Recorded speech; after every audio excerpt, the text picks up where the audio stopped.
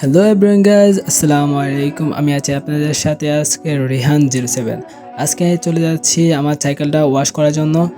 আমার সাইকেল তো অনেক দিন ধরেই পড়েছিল ঘরের ভিতরে, এটা চালানো হয় নাই। দেখেন অনেক ময়লা হয়ে গেছে, তাই আম্মু অনেক বকাঝকা করেই পরিষ্কার করতে পারিয়ে দিল। আমিও পরিষ্কার করতে চলে যাচ্ছি আমাদের গাটলায়। আস্তে আস্তে আমি নিচে নামিয়ে দলা মাজা শুরু করে দিলাম। তো এনজয় দিস ভিডিও।